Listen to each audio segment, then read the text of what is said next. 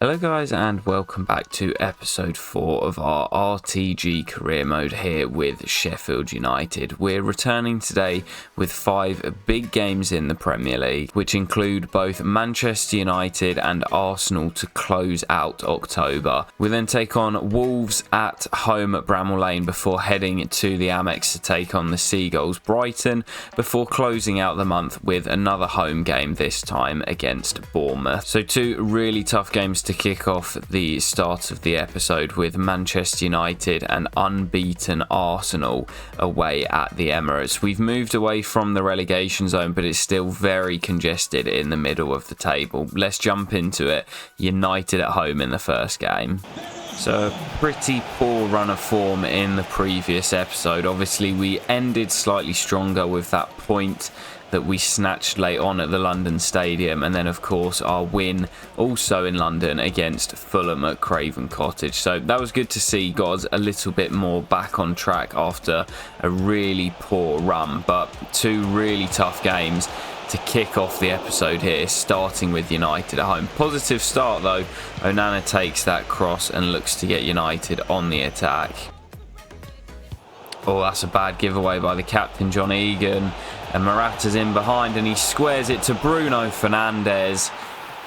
And you can't give opportunities like that to players like Bruno Fernandes. Really poor giveaway from Egan, and United take the lead. Good football from United again, got their tails up now. Morata away from Trusty, who gets the start today, looking for Rashford at the back stick. Oh, and Foderingham nearly made a meal of it. Now we can come on the break though.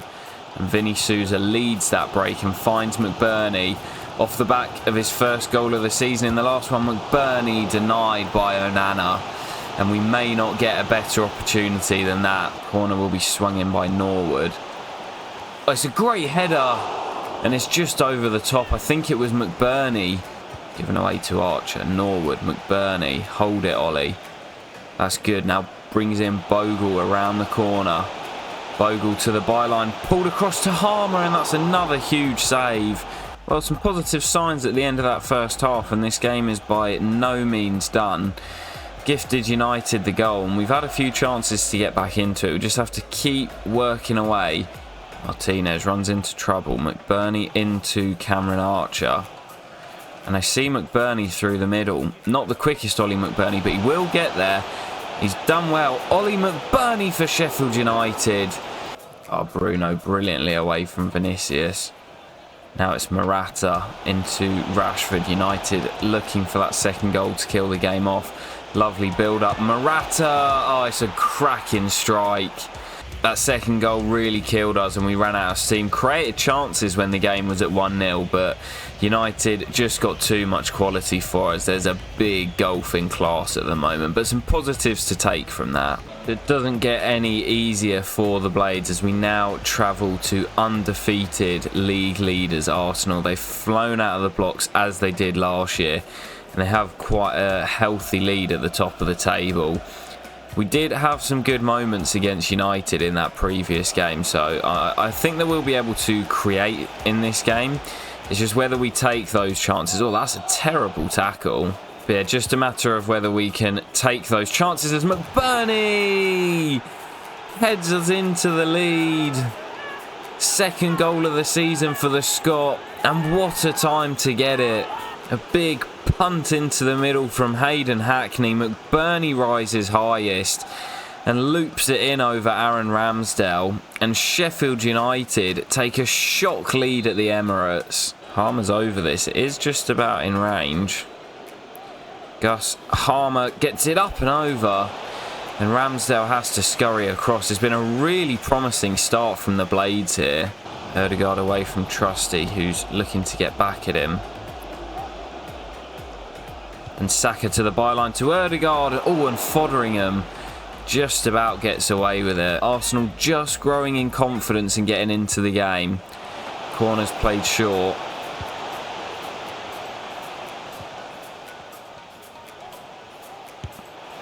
Oh, and that's an outrageous goal from Martin Ødegaard, the Arsenal captain. levels the score, and that's just the quality that these sides have. We've been so good in this first half, but you give him half a yard on the edge of the box and he can do that to you. Oh, McBurney gives it away. Jesus into Bukayo Saka. Could be trouble here. Saka. Smith Rowe. Oh, it's gone in. Fotheringham's been so good for us this year, but he's had an absolute howler there. Emil Smith Rowe puts Arsenal in front and they've completed the turnaround. I don't know if it takes a nick or Fotheringham just loses it. Does it take a touch? No, it doesn't. He just loses it, and that's really poor. The man who's been so good this year, kept us in so many games, but he does have a clanger in him. Space opening up now for Arsenal. Rice driving into the space, and Fotheringham shovels it behind. It's been a cracking game here at the Emirates. Ødegaard goes short to Saka, and Ødegaard again drills it in low, and it's surely going to be a third, and it is. Well, similarly to the United game, that 2-goal cushion just killed us. After the third goal, Arsenal were comfortable. It's a good performance from the lads in a game that we were massive underdogs. Played really well in that first half an hour, but these teams are just such a high level. They've got so many good players, and it's just a step above us at the moment. After those two tricky fixtures against United and Arsenal, you can see we're slipping further and further down the table. Now just 4 points above that dreaded drop zone. We've got a huge 6-pointer against Wolves up next at Bramall Lane, and they sit just 1 place below us in 17th. Bournemouth, Luton and Palace, all with just 1 win this season, have really struggled, and that is keeping our heads above water at the moment. As for the top of the table, you can see that Arsenal continue their winning start to the season. 9 wins from their first 10 games. The only undefeated team left this season, and they currently have an 8-point gap over the chasing pack. They've been electric to start this season off. Now guys, before we head into these remaining fixtures, we have a scouting update. So still just taking a look at a few of these players. I think Ezra Cox is going to get a pro deal with that potential. Not a huge amount from this month's scouting from Archie Haig. See if Frankie's found us anything from Scotland. Reece Watt is going to be rejected, same as Riley and Shane and Ben Carson. So absolutely nothing coming out of Scotland at the moment. We can see that Alistair Sims' position change is ready, so he does get a boost up to 59 overall.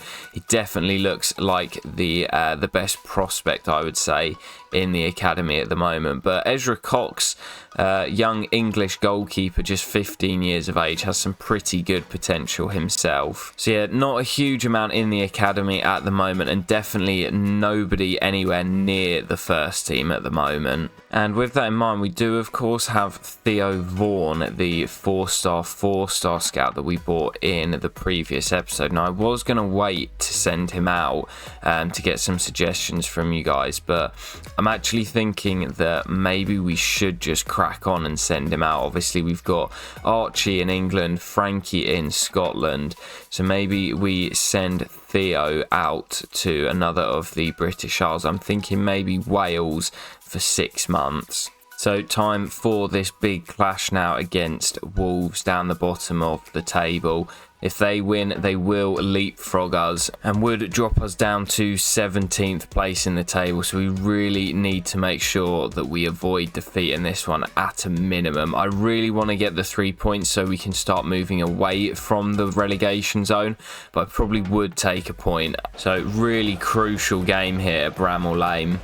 I really want to get back to winning ways. We've obviously got Bournemouth to come as well at the end of the episode, and Brighton sandwiched in between those two. Another team struggling to start the season. Here's Harmer, gets the shot off target, but a promising start. So yeah, these next 3 games are absolutely crucial. We need to start picking up some wins and move away from the bottom 3 rather than get dragged down into it. Sent 2 out for the corner. Hackney and Egan have gone out there. It's drilled it into the edge, and really good save by Fotheringham. His Archer started the season so well, but Not seen a lot from him in recent weeks. Osborne, Souza, a little bit of space. Harmer into Cameron Archer. Oh, he's missed it. Oh, it might be time to drop him, because that is a huge opportunity that's just gone begging. Literally just said he started the season off so well. I am a big fan of the lad, but he's just not been in good form at the moment. And we've got players on the bench who could do a job when given a chance. Good football this from Wolves. Gomez away from Vinny Souza. Now Cunha back into Gomez and pushed behind by Fotheringham. Both keepers have been busy in this first half, but still we remain deadlocked. Late corner for Wolves in this first half. Sarabia's over it. It's deep. And it's nodded down, and Fotheringham turns it behind. And that will be the final action of the half. Tied at 0-0 at the moment, but there's been chances at either end. Bogle has Hackney on down the line. And McBurney in support too. McBurney back to Hackney and square for Cameron Archer, who has to find the net there. It's been a quiet second half, and that's the first real big opportunity. And Cameron Archer is denied. McAtee, the sub, with the corner, looking for McBurney. And it doesn't matter that Archer can't score, because this man's been finding the back of the net. Ollie McBurney with his third goal of the season, and 2 in 2 for the Scotsman. McAtee just off the bench comes over to take the corner. McBurney gets half a yard, and that's all he needs to power the header past Jose Sarr. And it's such an important goal for the Blades. Souza does really well, finds McAtee as well. Still McAtee, the loney. McBurney at the back stick. McBurney! Oh, that would have been outrageous from the Scotsman. He couldn't hit a barn door in the opening few games. Now he's playing like prime R9. And that is enough to see us to the final whistle. A massive victory for the Blades, which pulls us away from those teams below us. Ollie McBurney with the vital goal with just under 20 to play, which gives us a huge 3 points. So big game on the road here as we travel down south to take on Brighton at the Amex. A team just below us in the table, but we know that they have a lot of quality, so we'll see how we get on in this one. But on the back of that big victory against Wolves, I'm feeling confident. It's been all Brighton possession in these early moments. No real chances yet. Stupinian into Busquets. Shot comes in and Fotheringham parries it away. Late tackle there, and I think it was on Vinny Souza, who stayed down for the time being. Brighton probing. Good build up, Mitoma. Puksas. However you pronounce his name, fires Brighton in front. And it's been coming. It's been constant pressure up this end of the pitch. And the Seagulls take the lead. Harmer finds Hackney, and he can bring it forward here. And he's got Brewster in support. Ryan Brewster levels it up for Sheffield United. First shot of the game, and we've levelled it up, and it's Ryan Brewster who's been given an opportunity today with Archer bang out of form, and he's repaid my faith with a goal. That was literally our first attack and our first shot of the game, and Brewster finished it off to level the scores. We have unfortunately lost Vinicius Souza at the break. Went down with a bit of a knock, so I'm hoping that's nothing too serious, but really great position to be in after not playing particularly well in that first half, to be going in at the break level. Good build up this from Brighton. Foul on the edge, but the referee waves play on. And Osborne's beaten. And he's inside, and the shot comes off the crossbar. Not sure who it was who had the effort, but that's a little bit of a let-off there. Hackney, who's run his socks off today. Harmer, and now Robinson off the bench. Harmer, loads of space for Baldock, and George Baldock in behind to win it. Oh, he's hit the post. Both sides have hit the woodwork now. And the quick counter-attack from the Blades could have seen us steal it at the death. But the spoils will be shared at the Amex. A hard-fought 1-1 draw between both sides. It could have gone either way with both teams hitting the woodwork in the second half. I'll definitely take the point against a good Brighton side. So some bad news heading out of that game. Obviously, we lost Vinicius Souza at half-time, and it's a broken toe that he suffered, which is going to keep him out for up to 3 months. So a big miss in that midfield, as he's kind of our destroyer, just playing in front of the defence. So Ollie Norwood's going to have to do a job in there, but Vinicius done for 3 months. So final game of the episode here against a Bournemouth side that are desperate for a win.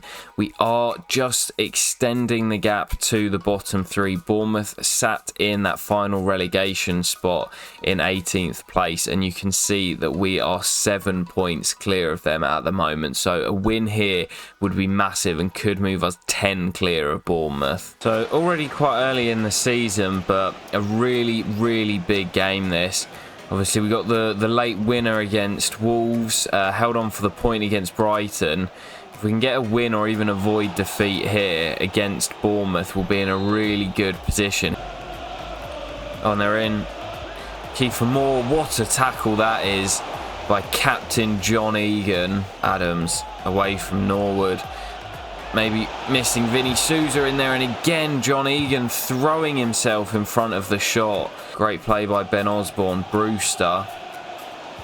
Hackney. Looking for Brewster.